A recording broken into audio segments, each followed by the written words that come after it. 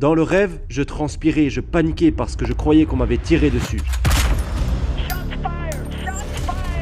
Je suis dans une ambulance. Les ambulanciers essayent de me retenir et ils me disent « Ne vous inquiétez pas, monsieur Chin, on sera bientôt à l'hôpital, ne vous inquiétez pas. »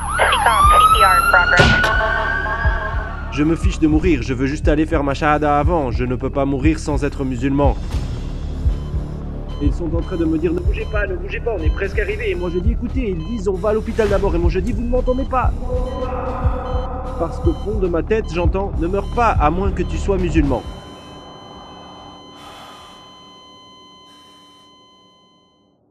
Assalamu alaikum frère Bilal, merci d'avoir accepté notre invitation, on est très heureux de te compter parmi nous. Je voudrais commencer par te demander qui est Ashley Bilal Chin et peux-tu nous parler brièvement de ta vie? Ashley Chin est mon nom de naissance. Je suis né et j'ai grandi à Londres au Royaume-Uni. J'ai été élevé en tant que chrétien. J'ai passé la plus grande partie de mon enfance dans le sud de Londres dans un HLM, puis je me suis converti à l'islam à l'âge de 19 ans. Et c'est là que j'ai choisi le nom de Belal. En grandissant, j'ai toujours aimé la musique et j'ai fini par en faire une carrière. Je me suis retrouvé sur scène dès l'âge de 14 ans, en train de gagner des compétitions. Mais maintenant, je me retrouve sur scène à parler de ma vie et de mes expériences, des choses que j'ai vécues quand j'étais jeune. Je dirais que j'ai transformé toutes mes mésaventures en messages. Du coup, maintenant, je suis sur scène dans le monde entier en train de parler de ma vie et de mes expériences dans l'espoir de pas d'apprendre à quelqu'un quoi que ce soit, mais d'inspirer les gens qui ont eu un parcours similaire au mien. Ouais, je suis un poète de la parole. Peux-tu nous parler de ta vie d'avant? Ta vie avant l'islam, comment c'était? La vie dans la rue, si tu veux. La vie dans la rue avant l'islam, c'était de la tristesse. C'était ma première expérience triste du genre pourquoi on n'a pas ceci, pourquoi on n'a pas cela, pourquoi ma mère pleure, pourquoi ma mère est si énervée et si fâchée, comment est-ce qu'on va se sortir de ce pétrin? Et je me souviens, et c'est l'une des histoires les plus uniques de mon enfance, il y avait un gars, il avait des problèmes mentaux, il s'appelait Glenn, on l'appelait Mad Glenn et il sentait bizarre, ses vêtements étaient mauvais et il passait par là où j'habitais et tous les enfants couraient quand il venait. Ah, il y a Mad Glenn! Et on s'enfuyait en courant parce qu'il avait l'air fou, il prenait des médicaments, mais ma mère, aussi pauvre qu'elle était, elle l'invitait toujours à la maison. Et elle avait l'habitude de l'inviter dans la maison et elle lui offrait à manger. « Oh, tu veux dîner ?» Et elle lui disait, ma mère était très directe. « Glenn, tu sens mauvais, tu as pris un bain aujourd'hui? Tu t'es douché ?» Et les gens ne te donnent pas parce qu'ils vivaient dans un hôpital psychiatrique et mes amis avaient l'habitude de m'embrouiller et ils se moquaient de moi et ils me disaient « Oh, pourquoi il y a Matt Glenn chez toi? C'est ton beau-père? C'est le petit ami de ta mère ?» Et je m'énervais, non, ce n'est pas ça, patati patata. Du coup, je m'énervais contre ma mère. Pourquoi t'invites toujours Matt Glenn chez nous? À chaque fois qu'il partait, il disait à ma mère « Oh, tu as de l'argent, est-ce que je peux avoir 2 pounds pour acheter à boire? Est-ce que je peux avoir 1 pound pour ça? Est-ce que je peux avoir 5 pounds? » Et ma mère, aussi pauvre qu'elle était, elle faisait toujours « Ah, Glenn, regarde en dessous du canapé, peut-être qu'il y a de la monnaie. » Et elle lui donnait ce qu'elle pouvait. Quoi qu'il en soit, il y a eu un jour où on n'avait plus de courant chez nous et ma mère était dans la maison. Des mois plus tard, elle pleurait, elle buvait, elle claquait fort les placards et j'avais peur quand elle était comme ça parce qu'elle était ivre et je me souviens qu'elle disait « Il n'y a que Dieu qui peut nous aider. T'as intérêt à prier Dieu parce que je ne sais pas comment tu vas faire pour aller à l'école demain. On n'a pas d'argent pour le dîner. T'as intérêt à prier parce qu'il n'y a que Dieu qui peut nous aider. » Et elle disait « Ça va être pareil jusqu'à notre mort. Je préférerais qu'on meure. » Et je me disais « Maman, pourquoi elle dit qu'elle veut mourir ?» Donc à ce moment-là, j'ai commencé à prier et je me souviens avoir prié pour ma mère. Aide ma mère, Dieu, genre aide-la pour qu'elle ne soit pas comme ça, aide-nous à avoir de l'argent. Et puis quelqu'un a frappé à la porte. Et quand quelqu'un frappait, ma mère avait l'habitude de dire n'ouvre pas tout de suite la porte parce qu'elle doit de l'argent à des gens, ça peut être n'importe qui. Du coup j'allais à la fenêtre et je regardais et j'avais l'habitude de voir qui c'était d'abord et après je lui disais oh c'est cette personne. Donc j'ai regardé et j'ai dit maman c'est Glenn, c'est Matt Glenn. Elle a dit ah pas aujourd'hui, elle avait des choses à faire. Du coup elle ouvre la porte, elle lui dit Glenn je n'ai pas le temps aujourd'hui, je n'ai pas le temps, je n'ai rien à manger dans la maison, rien, je n'ai rien à te donner. Et il a dit non attends, elle allait fermer la porte, il lui a dit attends je veux te donner quelque chose. Et elle a dit quoi? Et il a dit j'ai de l'argent, ils m'ont donné 80 pounds et je sais que tu m'as toujours aidé, je voulais te donner 20 pounds. Et sur le coup, ma mère, elle a fait « Ah Glenn, fais-moi un câlin » et elle a serré dans ses bras et il a donné 20 pounds à ma mère. Mais je me souviens m'être dit « Je viens de prier ». J'ai dit « Dieu, aide ma mère, donne-nous de l'argent ». Et puis quelqu'un a frappé à la porte et j'ai écrit un de mes poèmes qui s'appelle « Signe » où je disais « On était pauvres, on a prié pour de l'argent et la porte a sonné, on a eu peur, on a prié pour notre sécurité et la voiture s'est arrêtée ». Ça avait tellement de poids, je pense qu'à cette époque, c'était la première fois que j'ai vécu l'expérience de « Waouh, j'ai prié, la porte a sonné et on a eu de l'argent ». C'était une réponse. Donc j'avais une relation solide avec Dieu à partir de ce moment-là. Quand j'étais jeune, je lui parlais tout le temps. Je n'étais pas musulman, mais je savais que Dieu existait. Je suis allé à l'église. Tu savais quelque chose sur le christianisme où tu priais directement Dieu? le Dieu unique. Donc, en tant que chrétien, j'allais à l'église chaque semaine à la prière du vendredi et je n'oublierai jamais, on avait l'habitude de diriger la prière à tour de rôle avant de manger. Elle nous donnait à manger et j'avais genre 11 ans, j'aimais bien sortir des règles. Du coup, quand c'était mon tour de diriger la prière une fois, au lieu de faire une prière correcte, comme on est censé le faire, j'ai fait un petit rap ou une petite rime et juste, tu sais, quand tu es petit, tu fais des bêtises, j'ai essayé de faire rire les gens. Du coup, je fais merci Dieu pour les frites, merci Dieu pour les haricots, merci mon Dieu pour les... Et j'essaye de faire rire les gens et puis je me suis fait engueuler. Quand je me suis fait engueuler, j'ai essayé d'être insolent et j'ai dit, qu'est-ce que j'ai fait de mal ? J'ai dit merci Dieu pour la nourriture, les frites, les haricots. Elle a dit on est censé dire en vertu de ce qu'on est sur le point de recevoir. Au nom de Jésus que j'ai dit oui, mais j'ai remercié Dieu pour tout. Donc c'est la même chose.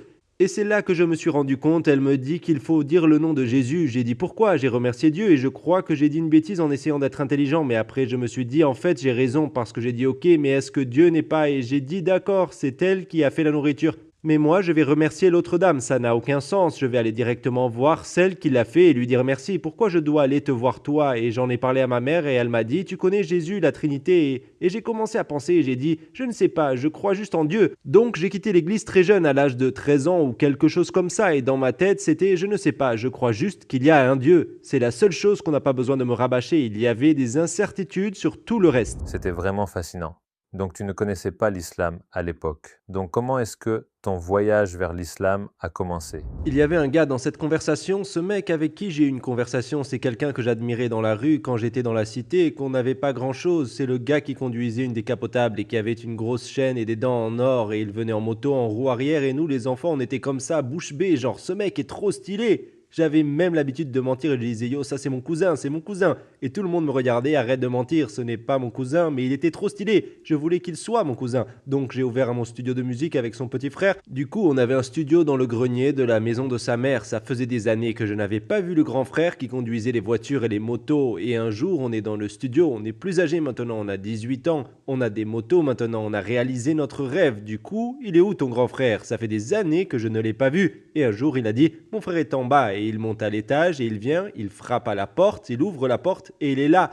Il nous regarde et je m'attends à ce qu'il dise « Yo, ça va les gars, la moto dehors, elle est à qui, blabla ». Mais il dit juste à son petit frère « Baisse le son s'il te plaît, 5 minutes ». Et il part, puis il revient et il fait « Yo, baisse le son, 5 minutes s'il te plaît ». Et il part. Et il fait ça plusieurs fois dans la journée, mais il ne vient pas vraiment nous parler, il est distant, je ne savais pas ce qu'il faisait, mais maintenant, des années plus tard, je sais pourquoi il nous disait de baisser le son. Son grand frère était devenu musulman, il est en bas en train de prier et il ne voulait pas entendre le douf, douf, douf pendant qu'il faisait sa salat. Et puis un jour, comment j'ai su qu'il était musulman ? Il entre dans la salle et il nous parle et maintenant on est des jeunes hommes et il y a une période de transition. Au début de notre vie, c'est l'ignorance, mais on arrive à un moment où on doit décider qu'est-ce qu'on fait. Pourquoi on est ici ? Pourquoi on vit ? Du coup, il dit, qu'est-ce que vous faites les gars ? Quel est votre but dans la vie ? Donc j'ai pris cette question très au sérieux et il dit, vous ne croyez pas en Dieu ? Je crois en Dieu, donc j'ai dit, oui, je crois en Dieu, bien sûr. Et il dit, vous venez de Dieu. Quand vous mourrez, qu'est-ce que vous croyez qu'il va se passer ? J'ai dit, tu ne sauras pas, ce sera tout noir. Il dit, vous venez de Dieu et après votre mort, vous retournerez vers ce Dieu. Et vous devrez vous tenir debout et rendre des comptes pour tout ce que vous avez fait pendant que vous étiez ici. Donc pourquoi vous êtes ici maintenant ? Vous êtes jugé, vous êtes testé. Du coup, il dit les anges sont en train de tout écrire. Et pendant qu'il nous disait ça, je n'oublierai jamais ce moment où il a dit les anges écrivent tout ce que vous faites. Ce que vous faites en public, ce que vous faites en privé. Du coup, à quoi va ressembler votre jour du jugement quand vous serez appelé pour rendre compte de ce que vous avez fait ? Vous avez fait ceci, vous avez fait cela, vous avez fait ceci, vous avez fait cela. Je me dis, bon sang, mon jour du jugement va être terrible. Je voulais juste le nettoyer un peu. Et c'était le début de mon voyage vers l'islam. Donc comment t'es-tu rapproché de l'islam et l'as-tu enfin accepté? Le gars m'a dit maintenant que tu fais ces pas vers Allah, Allah va venir vers toi en courant. Je n'ai pas compris ce qu'il voulait dire à l'époque, mais pendant les mois suivants de ma vie, tout ce qu'il disait commençait à faire sens. J'ai dit je crois en Dieu, c'est tout. Le gars m'a dit regarde dans le dictionnaire la définition de musulman. Tu m'as l'air d'un musulman, il suffit de croire en un Dieu. Le dernier message de Mohammed est retourné à l'origine, adorer Dieu seul, et si vous acceptez ça comme votre religion, vous êtes musulman. Donc je me suis dit, c'est de ça que je suis le plus proche. Une religion dont je ne savais rien était maintenant partout autour de moi. Partout où j'allais, je voyais l'islam, l'islam, l'islam. C'est comme si les signes venaient à moi. J'avais l'habitude de garer ma moto à côté d'un magasin où j'allais faire mes courses en moto et je disais au gars qui était toujours là-bas, « Tu peux surveiller ma moto pour moi ? Je vais juste au magasin. » Mais aujourd'hui, il me dit « Oui, je vais surveiller ta moto, mais rends-moi un service, prends ça. » Et il me donne une brochure. « Qu'est-ce que tu sais de l'islam ?» J'ai répondu « Qu'est-ce que c'est que ça ? Tu es musulman ?» Il m'a dit « Oui, je suis tout le temps ici. Je croyais qu'il vendait juste des bâtons qui sentent bon. » mais il avait tout un stand de dawa. C'était la première fois que j'avais discuté avec lui, du coup je l'ai pris et j'ai dit oui, j'apprends, ça m'intéresse. J'étais en train de conduire ma voiture et il y avait de la musique que j'écoutais souvent et il y avait ces gars qui faisaient du rap, je les écoutais tout le temps, mais j'avais remarqué que l'un d'entre eux parlait différemment. Il disait Inch'Allah, on ira au Jannah. Ne conduis jamais la voiture du diable, assalamu alaikum wa rahmatullah. Et j'ai commencé à me dire, j'ai entendu ça tellement de fois, mais je ne savais pas ce qu'il disait. Mais maintenant que j'ai parlé avec ce musulman, je suis sous. Du coup, là, je conduis et j'écoute, je me dis, ah, il parle comme eux. Et je me suis rendu compte que c'était un musulman. Du coup, à ce moment, en fait, c'était partout. C'était tout autour de moi, cette religion. Et puis, j'ai commencé à faire de plus en plus de recherches et je retournais voir le même gars pour lui parler. Et pour être honnête avec toi, il n'avait pas vraiment besoin de me convaincre parce qu'à partir du moment où j'avais compris que j'ai été créé par Dieu, je l'accepte. J'ai aussi accepté que celui qui m'a créé doit savoir ce qui est le mieux pour moi. C'est très simple. Par exemple, s'il y a une caméra ici, je me dis j'ai acheté cette caméra, du coup elle m'appartient. Mais ça ne veut pas dire que je la connais mieux que la personne qui l'a fabriquée. Donc même si elle est à moi, je pourrais me dire ouais, elle est à moi, je vais en faire ce que je veux. Bien sûr, si je ne suis pas les consignes, je ne vais pas utiliser au mieux cette caméra, elle va se casser. Maintenant, le pire que je vois dans la vie, c'est qu'on est en train de s'effondrer, on se brise tous en tant qu'être humain. On se plaint, pourquoi je subis ça? Pourquoi est-ce qu'il m'arrive ça?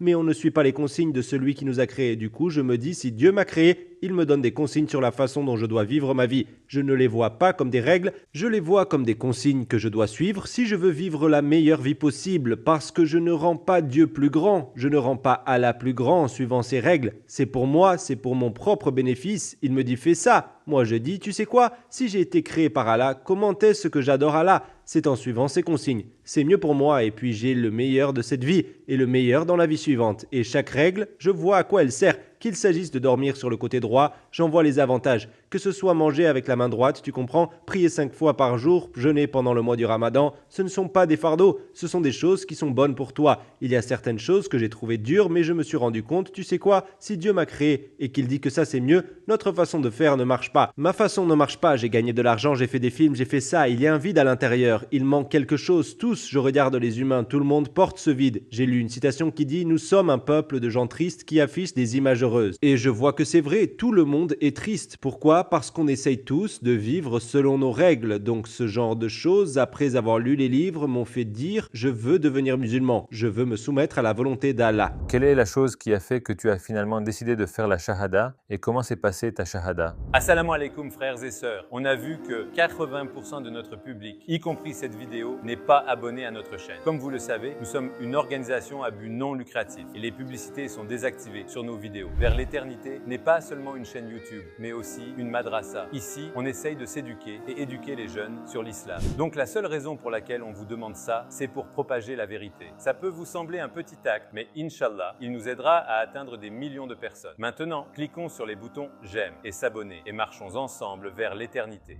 Quelle est la chose qui a fait que tu as finalement décidé de faire la shahada et comment s'est passée ta shahada? Je croyais que l'islam était la vraie religion, mais j'avais peur de devenir musulman. Je sais maintenant que Shaitan chuchotait dans mes oreilles. Je me disais que je n'étais peut-être pas prêt. Est-ce que j'en sais assez? Peut-être que je vais devenir musulman, mais je ne vais pas être un bon musulman, genre, je ne veux pas le faire à moitié. Du coup, je prenais beaucoup de temps. Mais je savais que c'était la vraie religion, et le frère, toujours, quand il me voyait, il me disait, tu es prêt? Et je répondais bientôt, Inch'Allah. Et non, en fait, je disais bientôt. Et il disait, dis Inch'Allah. Je disais Inch'Allah, Inch'Allah. Et il dit, ça veut dire si Allah le veut. Et il me disait toujours, la mort peut venir à tout moment. L'ange de la mort peut venir te voir n'importe quand. Et l'une de ces fois, Allah dira soit, et ce sera. Et du coup, ça me fait peur. Et il me dit, ne meurs pas à moins que tu sois dans un état de soumission. Et ne meurs pas à moins que tu sois musulman. C'est la Sourate Al-Imran. Et du coup, je dis, non, je vais le faire bientôt. Je vais le faire bientôt. Et puis, j'ai eu des rappels importants. Le studio où on était, notre manager s'est fait tuer. Et elle n'était même pas impliquée dans le monde du crime. Je pense que la mort était si proche de la maison. Je me souviens d'avoir rêvé qu'on me tirait dessus. Et je sentais que dans le rêve, je transpirais, je paniquais. J'avais l'impression que c'était très réaliste. Je suis dans une ambulance. Les ambulanciers essayent de me retenir. Et ils me disent, ne vous inquiétez pas, monsieur Chin. On arrive bientôt à l'hôpital. Ne vous inquiétez pas. Restez avec nous. Mais je me souviens avoir dit dans le rêve, je me fiche de mourir. Je veux juste aller et faire ma shahada avant. Je ne peux pas mourir sans être musulman. Et ils me disent, ne bougez pas, on est presque arrivé. Je dis, écoutez, vous m'entendez? Je dois devenir musulman avant. Est-ce qu'on peut y aller avant d'aller à l'hôpital? Et ils disent, on va à l'hôpital d'abord. Et moi je dis, vous ne m'entendez pas, il faut que je devienne musulman. Parce qu'au fond de ma tête, j'entends, ne meurs pas à moins que tu sois musulman. Je me dis, non, je vais mourir, mais je ne l'ai pas encore fait. Je dis, attendu trop longtemps, je vais mourir. Du coup, je me suis réveillé. Et quand je me suis réveillé, tu sais, il y a ce moment où tu te dis, ce n'est qu'un rêve. Ah, c'était si réaliste et je transpire et je suis tellement soulagé. Je ne me suis jamais fait tirer dessus. C'était était un rêve. Et puis j'ai pris une douche et j'ai continué ma journée. Je conduisais ma voiture, mais je me souviens que je suis allé dans mon studio et j'ai parlé au grand frère. J'ai dit, j'ai fait un rêve où on m'a tiré dessus. Je lui ai raconté et il m'a dit, quand tu étais dans ce rêve, tu étais en train de paniquer, tu transpirais, tu pensais que tout se jouait sur ce moment. J'ai dit, ouais, 100%. Et il m'a dit, quand tu t'es réveillé, tu as dit, ah, ce n'était qu'un rêve. Et tu as pris une douche et tu as continué ta journée. J'ai dit, oui, exactement. Il m'a dit, c'est comme ça la vie. Il a dit, maintenant dans cette vie, toutes les choses qui t'inquiètent, qui te font paniquer, qui te font stresser, qui t'énervent, qui te dépriment, tu sais quand tu iras dans la tombe, un ange viendra te voir et te demandera combien de temps es-tu resté dans cette vie. Tu diras un jour, une demi-journée, c'est tout. Il a dit, la personne dans la tombe voit cette vie de la même façon que la personne qui vient de se réveiller voit son rêve. Il a dit, cette vie n'est rien. J'ai dit, tu sais quoi ? Pourquoi est-ce que je mets autant de temps ? Je suis prêt à devenir musulman maintenant, je veux le faire aujourd'hui, je veux faire ma shahada aujourd'hui. Il a dit quoi aujourd'hui ? Et j'ai dit oui, aujourd'hui je suis prêt. Il dit allons-y, la maison de Yasser est toujours ouverte, on va y aller, tu pourras y faire ta shahada. Du coup il a appelé le frère Yasser et il lui a dit tonton Yasser, assalamu alaikum, j'ai un nouveau gars qui veut faire sa shahada. Il a dit amène-le, amène-le. Donc on y va et ils étaient tous excités au fait que je sois là. Et il a apporté cette nourriture et toutes ces petites expériences de je suis assis à côté d'un frère et ils ont apporté ce grand plateau d'argent rempli de nourriture et il a dit approche-toi, on va manger. Il voulait partager la même assiette, il voulait manger ensemble, ils voulaient ne faire qu'un. Après avoir mangé, ils ont dit « Tu es prêt maintenant ?» Et le frère s'est assis en face de moi comme ça, il m'a dit « Donne-moi ta main ».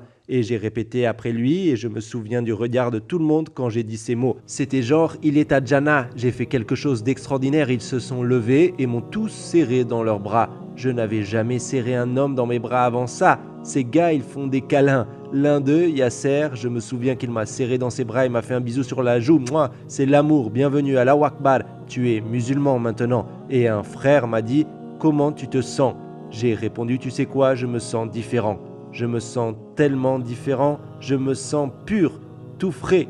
Il m'a dit, rentre chez toi, prends une douche. Et ils m'ont dit, voilà ce que tu dois faire. Tu dois commencer à prier 5 fois par jour. Tu sais comment prier ? Et tout le monde venait vers moi. Et j'étais tellement submergé. Et donc j'apprenais. Puis il y a un frère qui l'écrivait pour moi. Du coup, je l'avais sur un bout de papier. Et j'avais gardé cette feuille avec moi pendant une semaine. Je la prenais avec moi dans la salle de bain. Je la mettais sur le côté. Je la regardais. Les mains, tout ça. Et il y avait de l'eau dessus. L'encre coulait. Et je me souviens avoir écrit comment prier. Et je dessinais des petits bonhommes dessus que je mettais à côté. Et je le lisais. Et je faisais lève les mains en l'air. Allahu Akbar, mets les bras sur la poitrine, dis Alhamdoulilah, et je le lisais. Et puis après environ 5 jours, je me suis rendu compte que je n'avais plus besoin du papier et je connaissais parce que je le faisais. Ils ont dit tu dois prier 5 fois par jour et peut-être que parfois on est trop indulgent, mais parce qu'ils ont dit tu dois le faire, ce n'était pas optionnel. Et je sais que parfois aujourd'hui je parle à des gens et ils me disent ah je ne prie pas, je rate mes prières, et je dis oh tu en parles comme si c'était une option, on ne peut pas faire ça avec la prière. Et beaucoup, aucun d'entre nous n'est parfait, personne n'est parfait.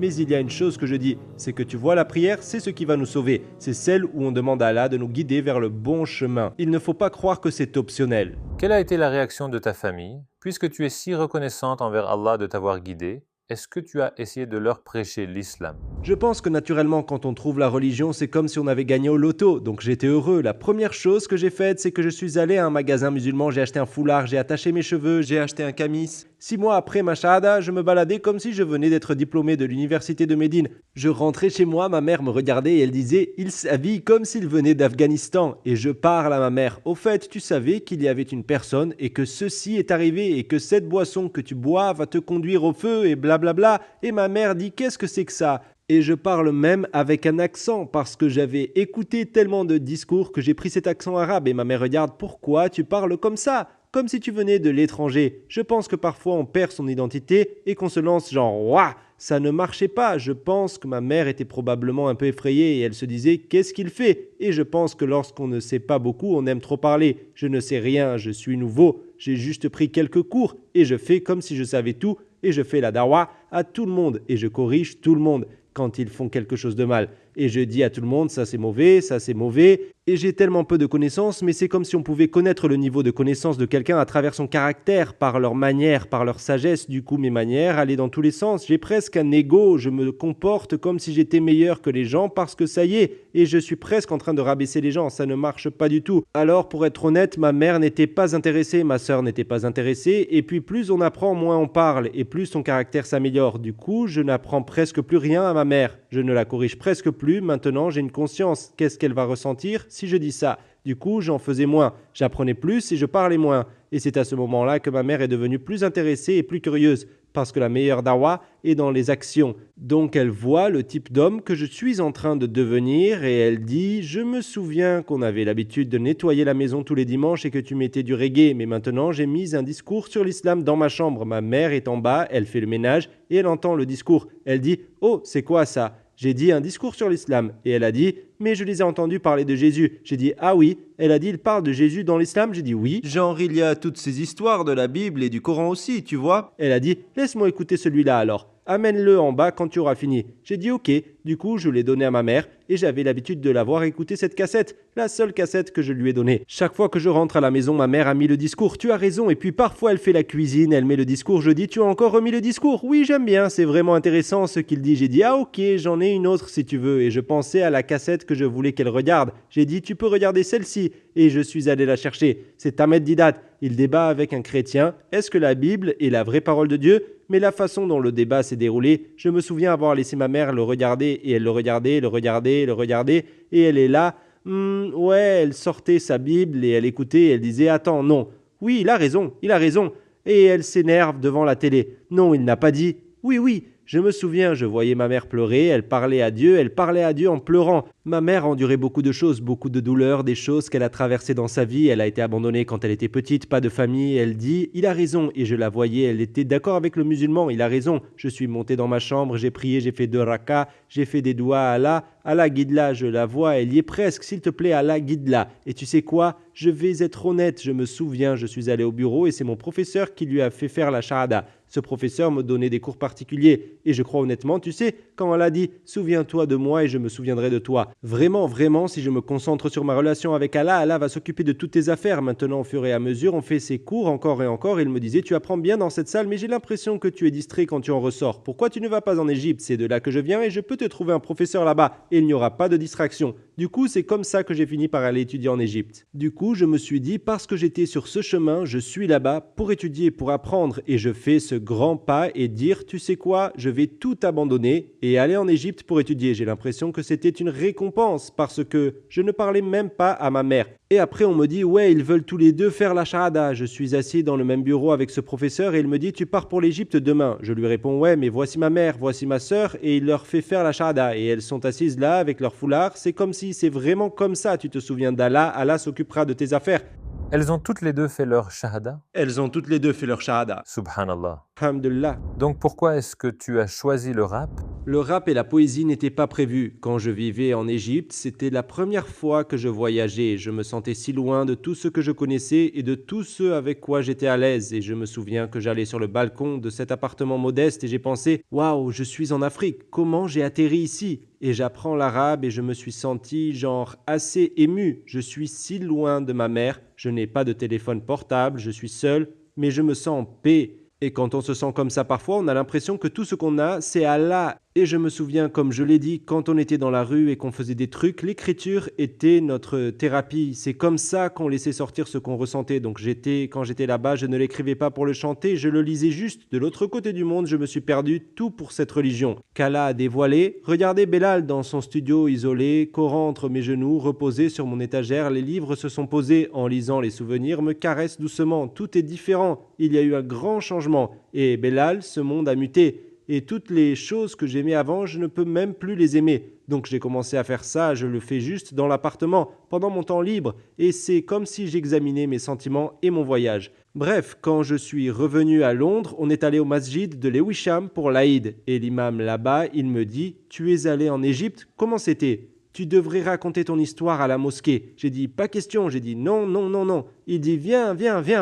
Je vais t'emmener devant tout le monde. » Et je me disais jamais non. Tous ces anciens, ces oncles, qu'est-ce qu'ils vont penser quand je vais aller devant eux et que je vais parler ? Il me prend le bras. Assalamu alaikum tout le monde. Vous connaissez le frère Belal ? Il va vous raconter une histoire et réciter un joli poème, tout ça. Du coup, j'avais pas le choix et je me suis dit De l'autre côté du monde, je me suis perdu et j'ai raconté mon histoire, je m'en suis souvenu, j'ai fait des rimes et j'ai continué et je me souviens à quel point tout le monde était impliqué. Et honnêtement, c'était comme ça que ça s'est passé. Je n'ai jamais vraiment eu de plan. Oh, je veux être un chanteur de Nachid ou un poète, c'était plus personnel et si quelqu'un me demandait de le faire, je le faisais et je suis toujours le même aujourd'hui. C'est pourquoi je dis toujours à Allah, si c'est bon pour moi, laisse-le arriver, si c'est mauvais pour moi, empêche le téléphone de sonner et c'est tout. Est-ce que tu peux nous partager tes phrases, tes rimes préférées? Et est-ce que tu peux nous expliquer leur signification? En fait, j'étais en Malaisie pour chanter et j'y étais déjà allé plusieurs fois pour chanter. Du coup, j'ai chanté un discours qui s'appelle Mon frère et ça faisait Mon frère, est-ce que tu veux pour moi ce que tu veux pour toi? Mon frère, est-ce que tu pries pour qu'Allah me donne vigueur et foi? Frère, est-ce que tu parles derrière mon dos comme si j'étais une star? Mon frère, est-ce que tu m'aimes, fils Sibylla? Mon frère, est-ce que tu veux? Parce que je me disais, seuls les vrais croyants finiront au paradis et tu n'es pas un vrai croyant à moins que tu aimes pour ton frère ce que tu aimes pour toi-même. Ouais, on est des vrais Bellal. Et je me disais, mais ce que je vois entre frères, c'est est-ce qu'on s'aime vraiment? Est-ce qu'on veut vraiment pour l'autre ce que l'on veut pour nous-mêmes? Ou est-ce qu'on aime, ouais, se pointer du doigt, se rabaisser les uns les autres? Est-ce que cet amour est véridique? Est-ce qu'on est des vrais croyants qui veulent le paradis? Ou est-ce qu'on est dans notre bulle, dans le monde? Tu comprends? Du coup, je l'ai écrit, mon frère, est-ce que tu veux pour moi ce que tu veux pour toi-même? Et ça s'est bien passé. Et puis, j'ai entendu quelqu'un crier, et les sœurs? Du coup, j'ai dit, j'étais coincé. Je me suis dit, les sœurs, qu'est-ce que je peux dire? Et je me suis souvenu d'un post d'une dispute que j'ai vue sur Facebook. Et il y avait une sœur qui, genre, on ne pouvait pas voir sa photo. Et elle a dit un truc du genre, ouais, mais vous, les frères, vous vous intéressez seulement aux filles qui montrent tout. Et je m'étais dit, non, ce n'est pas vrai, c'est pas ça. Du coup, j'ai dit, ma sœur, je ne vois même pas ton visage, ma sœur, je n'entends même pas ta voix, ma sœur, je ne sens même pas ton odeur. Tu dois être celle que m'a envoyée le Seigneur. Ma sœur pieuse, je ne vois même pas.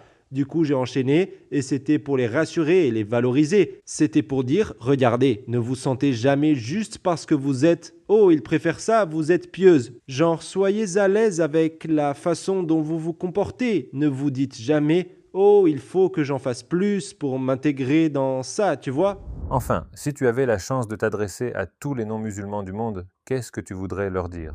Je dirais qu'en tant que personne, on doit apprendre à penser. On est tellement pris par la vie qu'on ne pense pas beaucoup. Par exemple, pourquoi est-ce qu'on vit? Et pourquoi on vit? Et parfois, il faut mettre la vie en pause et s'arrêter pour réfléchir. Ne vous laissez pas seulement influencer par votre héritage. Genre, parce que je suis né en Angleterre, l'église d'Angleterre, je vais être chrétien. Et ça veut dire que si j'étais né en Israël, j'aurais été juif. Dans ce cas-là, ce n'est plus question de vérité. Il est juste question de quel est mon héritage. Je pense que la religion ne doit pas être un héritage. On devrait chercher la vérité et on devrait faire des recherches.